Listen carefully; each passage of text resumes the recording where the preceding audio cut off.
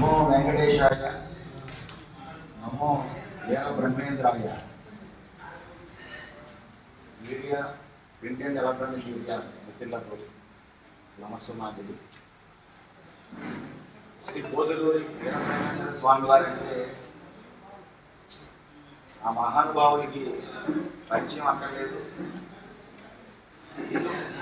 హిందూ సనాతన ధర్మాన్ని దేశ దేశాలు ఖండాంతరాల్లో ప్రచారం చేసినటువంటి మహానుభావులు. ముఖ్యంగా ఆ రోజుల్లో మత మార్పిళ్ళు జరిగే సందర్భంలో ముస్లింలు భారతదేశం మీద దాడులు చేసి నవాబులందరూ కూడా మన ఆంధ్రప్రదేశ్ అలాగే తెలంగాణ ఈ ప్రాంతాల్లో నవాబులు ఉండే పరిస్థితిలో హిందువులు ఎక్కువగా మతాంతరీకరణ జరిగే సందర్భంలో మహానుభావులు అడ్డుకట్ట వేసి మరి ఎన్నో సిద్ధులు చూపించి భవిష్యత్తు కాలజ్ఞానాన్ని చెప్పి ఎక్కడ ఏ సంఘటన జరిగినా కూడా తెలుగు వాళ్ళందరూ కూడా వారిని తలుచుకుంటారు. వీర బ్రహ్మేంద్ర స్వామి వారు ఎప్పుడో చెప్పారు. అటువంటి మహిమాన్వితమైన పీఠం జగద్గురు పీఠం. అలాగే ఆయన చేపట్టిన కార్యక్రమాలు ఒక పక్క ముస్లింలు కూడా వారిని అభిమానించి, అలాగే కమ్యూనిస్టులు కూడా వారు చేసేటువంటి కార్యక్రమాలు సామాజిక సమరసత, అందరినీ ఏకం చేయడం, అందరినీ కలపడం, ఇవన్నీ కూడా మనం శ్లాఘించవచ్చు. అటువంటి జగద్గురు పీఠం పరంపరగా పీఠాధిపతులు వస్తున్నటువంటి సందర్భంలో 2021లో మరి పీఠాధిపతిగా ఉండేటటువంటి మరి వీరభోగ వసంతరాయ మన వెంకటేశ్వర స్వామి గారి కాలం చేయడం, ఆ తర్వాత ఆ పీఠాధిపతి తర్వాత లేకపోవడం, ఇవన్నీ సంఘటనలు మనం చూస్తూనే ఉన్నాం. ఈ సందర్భంగా మీ అందరినీ కూడా మేము కోరేది ఏమిటంటే మీడియా ద్వారా ప్రభుత్వాన్ని, దేవాదాయ శాఖని, అలాగే ధార్మిక పరిషత్తుని కూడా, భారతదేశంలో సహజంగా చాలా పీఠాలు ఉన్నాయి. చతురామ్నాయ పీఠాలు అంటారు. శృంగేరి పీఠం కానీ, లేకపోతే శారదా పీఠం శృంగేరి, అలాగే కంచిపీఠం కానివ్వండి, జగద్గురు పీఠాలు మన రాఘవేంద్ర స్వామి వారు పీఠం కానివ్వండి. అక్కడ పీఠాధిపతులు వారు బ్రతికి ఉంటుండగానే, జీవించి ఉండగానే తర్వాత పీఠాధిపతి నిర్ణయిస్తారు. కానీ ఆ పావులో మనం చూస్తే మన కంచిపీఠం కానీ విధుశేఖరానంద భారత స్వామి గారు కానీ, అలాగే శృంగేరి పీఠానికి చెందినటువంటి ఉత్తరాధికారులు కానీ స్వామీజీలు నిర్ణయించి పీఠాధిపతులుగా వారు ఉండేటప్పుడే పట్టాభిషేకం చేయించేటటువంటి సాంప్రదాయం ఉన్నది. అలాగే మరి మన జగద్గురు వీరబ్రహ్మేంద్ర స్వామి వారి పీఠంలోనైతే ఇక్కడ వేరే సాంప్రదాయం, కుటుంబ కార్యక్రమాలు చేస్తూ గృహస్థాశ్రమ పీఠం ఇది. అందరూ కూడా కుటుంబాన్ని గడుపుతూ కూడా పీఠాధిపతులుగా నిర్ణయించారు స్వామి వారు.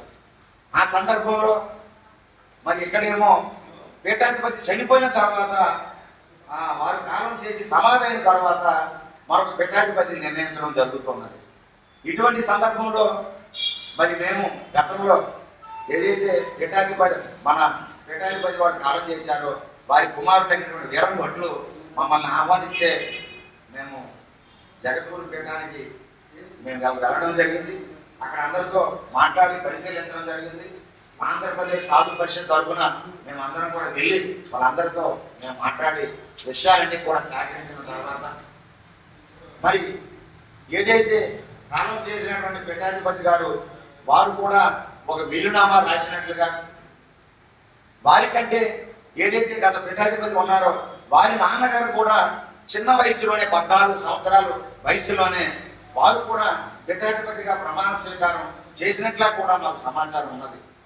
మరి ఇటువంటి సందర్భంలో మేము పీఠానికి, మన జగద్గురు పీఠం, మనం వీరబ్రహ్మేంద్ర స్వామి మఠానికి వెళితే అక్కడ సమాచారాన్ని మేము సేకరించిన తర్వాత మరి ఏదైతే మన వీరభోగ వసంత వెంకటేశ్వర స్వామి వారు గత పీఠాధిపతి గారు మరి పీఠాన్ని రక్షించడానికి, పీఠాన్ని కాపాడడానికి ఏదైతే భారతదేశంలో పెద్ద పెద్ద పీఠాలు ఉన్నాయో, శంకరాచార్య వారి పీఠాలు ఉన్నాయో, అక్కడ చిన్న వయసులోనే స్వామీజీల్ని ఉత్తరాధికారులుగా ప్రకటించే ఎన్నో సందర్భాలు నిన్నగానే మనం చూసాం ఈ మధ్య. అదే సాంప్రదాయాన్ని వారు కొనసాగిస్తూ వారు వీలునామా రాసి వారు చిన్నబ్బాయి అయినటువంటి మన గోవింద స్వామి వారికి కూడా తరువాత ఈ పీఠాన్ని నడిపించే అన్ని అర్హతలు ఉన్నారని ఆ విషయాన్ని మేము పరిశీలిస్తే వారు కూడా యువకులుగా ఉండి ఆయన తిరుపతి అత్యున్నతమైనటువంటి శ్రీ వెంకటేశ్వర వేద విశ్వవిద్యాలయంలో వేదిక ఆ సంస్కృత విశ్వవిద్యాలయంలో వారు వేదాన్ని నేర్చుకుంటూ ఉన్నారు, సంస్కృతాన్ని పఠిస్తూ ఉన్నారు, వారు జ్ఞానాన్ని పొందుతూ ఉన్నారు. ఇటువంటి సందర్భంలో మరి ఇటువంటి యువకులని ఏదైతే మనకి పెద్ద పెద్ద శృంగేరి పీఠం కానీ, కంచిపీఠంలో కానీ, రాఘవేంద్ర స్వామి వారి పీఠం కానీ, అలాగే పూరి జగన్నాథ స్వామి వారి పీఠం కానీ, ఇటువంటి పీఠాల్లో ఏ యువకులని యువ సన్యాసులని పీఠాధిపతులుగా ప్రకటించారో ఆ గురువులు అదే కోవలో మరి గోవింద స్వామి వారిని పీఠాధిపతిగా మరి వీలునామా రాసి ఉండడం మా దృష్టిలో కూడా వచ్చింది, మా పరిశీలనలోకి వచ్చింది. అటువంటి వారిని నియమిస్తే ఖచ్చితంగా వారు యువకులు కాబట్టి కనీసం ఒక 60 సంవత్సరాలు పీఠం తాలూకా వీరబ్రహ్మేంద్ర స్వామి మఠం తాలూకా సంస్కృతి సాంప్రదాయాలు దిశలా కూడా వారు వ్యాప్తి చేయడానికి అవకాశం ఉన్నది. అదే సమయంలో మేము వారి అన్నదమ్ముల్ని మేము తప్పు పట్టడం లేదు. ఇప్పుడు ఎవరైతే ఆ సోదరులు నలుగురు ఉన్నారో వారు మహానుభావులే, వారు గొప్ప వాళ్ళే. ఎవరైతే పెద్దవారైతే మరి వెంకటాద్రి స్వామి వారు కానివ్వండి, అలాగే రెండవ వారు మరి మన వీరభద్ర స్వామి వారు కానివ్వండి, మూడవ వారు వీరభద్ర స్వామి వారు కానివ్వండి, నాలుగవ వారు ఆయన దత్తాత్రేయ స్వామి వారి కానివ్వండి. వీరు తక్కువ వారిని నేను చెప్పడం లేదు, వీరు గొప్పవారు. దయచేసి మేము కోరేది ఏమిటంటే ఒక్కసారి వారిని ధార్మిక పరిషత్తుని ప్రభుత్వాన్ని మేము కోరుతున్నాం.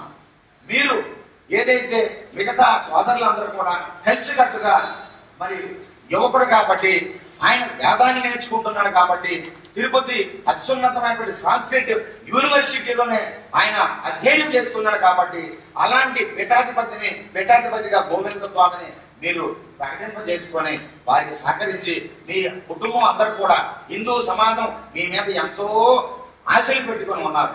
మీ అందరూ కూడా హిందూ సమాజానికి వీరబ్రహ్మేంద్ర స్వామి వారు ఎవరైతే వంశస్థులు ఉన్నారో మీ అందరూ కూడా హిందూ సమాజానికి అవసరమైన వారు. ఒకరు తక్కువ ఒకరు ఎక్కువని ఎక్కడా కూడా హిందూ సమాజం భావించడం లేదు. కానీ యువకుడుగా ఉన్నాడు, సంస్కృతాన్ని అధ్యయనం చేస్తున్నాడు, వేదాలని అభ్యసిస్తున్నాడు కాబట్టి ఆయన ఉంటే మీరందరూ కూడా వయస్సులు మళ్ళిన వారు వృద్ధాప్యంలోకి వచ్చారు కాబట్టి వారికి చేదోడుగా ఉండి మీరు కూడా కొన్ని బాధ్యతలు స్వీకరించి ఆయనకి చేదోడు వాదుడుగా ఉండి మీరు పీఠాన్ని ముందుకు తీసుకొని వెళ్ళి వారికి సహకరించాలని సాధు పరిషత్ తరఫున మేము విజ్ఞప్తి చేస్తున్నాం. గతంలో హైకోర్టు కూడా తీర్పు ఇచ్చేటటువంటి సందర్భంలో ఇప్పటికే కాలయాపన జరిగి 4 సంవత్సరాలు అవుతూ ఉన్నది. ఒక పీఠాధిపతి కాలం చేస్తే తొందరగా పీఠాధిపతిని నిర్ణయించాల్సిన పరిస్థితి ఉన్నది అని చెప్పి సర్వోన్నత హైకోర్టు కూడా తీర్పు ఇచ్చినప్పటికీ కూడా గత ప్రభుత్వం మరి కాలయాపన చేసి ఫిట్ పర్సన్ అనేటటువంటి ఒక వ్యక్తిని వేసి మనం తిరుపతి ఏదైతే ఆదిరాముడి మఠంలో పీఠాధిపతి లేనప్పుడు తాత్కాలిక పీఠాధిపతిగా మరి ఏదైతే దేవాదాయ శాఖ కానివ్వండి ధార్మిక పరిషత్తు ఫిట్ పర్సన్ బదులుగా తాత్కాలిక పీఠాధిపతిని నియమించారు. కానీ దీనికి భిన్నంగా మన బ్రహ్మేంద్ర స్వామి వారి మఠంలో ఫిట్ పర్సన్ అని చెప్పి 4 దఫాలుగా ఫిట్ పర్సన్ చేతిలో పెట్టారు. తాత్కాలిక పీఠాధిపతిని గత ప్రభుత్వం విస్మరించింది, చాలా బాధాకరం. ఆ సందర్భంలో మరి గత పీఠాధిపతి వెంకటేశ్వర స్వామి వారి భార్యమని మహాలక్ష్మి గారు కోర్టుల ద్వారా 5 పర్యాయములు ఆర్డర్ తెచ్చుకొని మళ్ళీ ఫిట్ పర్సన్ వేస్తే మళ్ళీ కోర్టుకు వెళ్ళి మళ్ళీ ఫిట్ పర్సన్ వేస్తే ఫిట్ పర్సన్ కాదు పీఠాధిపతి ఉండాలని ఆయమ్మ కోర్టుకు వెళ్తే చివరికి 4 పర్యాయాలు ఫిట్ పర్సన్ తొలగించింది హైకోర్టు న్యాయస్థానం. తర్వాత 5వ పర్యాయం కూడా మళ్ళీ ఇప్పుడు ఉండేటువంటి మన కూటమి ప్రభుత్వం కూడా మరి అదే అడుగుజాడలో నడిచే సందర్భంలో మళ్ళీ వాటి కోర్టుకు వెళ్తే మన కోర్టు కూడా తీవ్రంగా పరిగణించి ఫిట్ పర్సన్ మీరు వేయడానికి మీకు ఈ హక్కులు లేవని చెప్పి ఇమీడియట్ గా తాత్కాలిక పీఠాధిపతిని మీరు నియమించండి అని సర్వోన్నత న్యాయస్థానం హైకోర్టు తీర్పు ఇవ్వడం కూడా జరిగినది. ఒక మహిళగా ఉండి మహాలక్ష్మి గారు ఒక ధర్మం కోసం పీఠాన్ని నిలబెట్టడం కోసం పీఠానికి పీఠాధిపతి ఉండాలి. 4 సంవత్సరాలు పీఠం ఖాళీగా ఉండడం ఇది ధర్మానికి, హిందువులకి మంచిది కాదని ఒక మహిళగా అమ్మగారు చేసిన పోరాటం సాధు పరిషత్ మేము చాలా అభినందిస్తూ ఉన్నాం. ఇటువంటి తరుణంలో మన కూటమి ప్రభుత్వం హిందూ ధర్మం మీద, హిందుత్వం మీద ఎంతో విశ్వాసంతో హిందువుల అభిమానాన్ని చూడకూడి హిందువుల దాకా మన్నలను పొందుతూ